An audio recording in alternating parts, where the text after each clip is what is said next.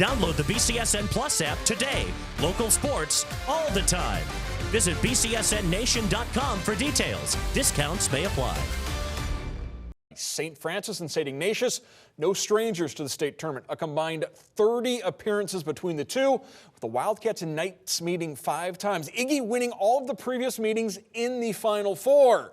Knights and the Wildcats did play a regular season overtime thriller this year, so they know each other very well. Late in the first, no score. Knights' Drew Tucker skates in. Line mate Cole Porvaznik is there for the rebound, and St. Francis takes a 1-goal lead.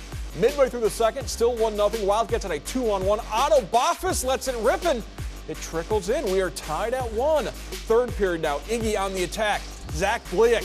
Nice move to get in deep, and for the first time, the Wildcats with the lead. 2 minutes later, Knights on the attack. Puck loose in front of the net, and Tucker saves the day. Program's all-time leading scorer with a game-tying goal. Defense standing tall. Wildcats Sam Elwood and Gina Piazza on the doorstop, but Carson Dickmat, the save, keeps the game tied. Other end, Porvaznik wins the draw. Back to Jackson Duncan, shot on goal, but Iggy's Dominic Filzetti, the glove saver, going to overtime. And before anyone gets settled in, Wildcats Nolan Ignacio, 27 seconds in, and that is the game winner. Knights lose a heartbreaker to their rivals in the state Final Four. It was a battle, I wish we would have came out on top, but we gave it our all at the end. I thought when we tied it up, we had great momentum to come in and finish it, and we just didn't get the job done. We knew it was our game, but it just hurts because how hard we worked all year, and it hurts we didn't come out on top. It's the toughest thing to do in sports is to win the last game. And, I give all the credit to these kids. They worked hard. I'm not upset. I'm not ashamed. I'm proud of them. Greg Franke and Matt Crandall are at Nationwide, and they're on our side.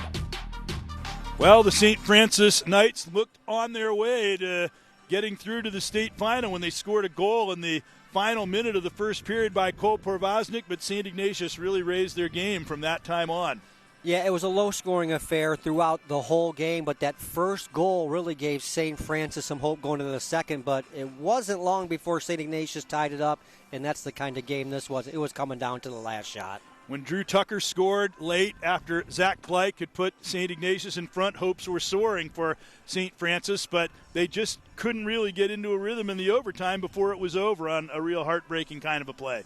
27 seconds into overtime, so the overtime really never even got going before Ignacio ended this one. But it felt like it was an overtime game, Greg. Both teams played well, low scoring. St. Francis led, Ignatius led, but both teams didn't lead for long and never got a 2-goal lead. So it kind of felt like it had overtime written all over it from the beginning. Indeed, it could have gone either way, but it went to St. Ignatius in overtime, 3-2 in a classic thriller against St. Francis. Tournament Time on BCSN is brought to you by Dunn Chevy, supporting local athletes. Together, let's drive.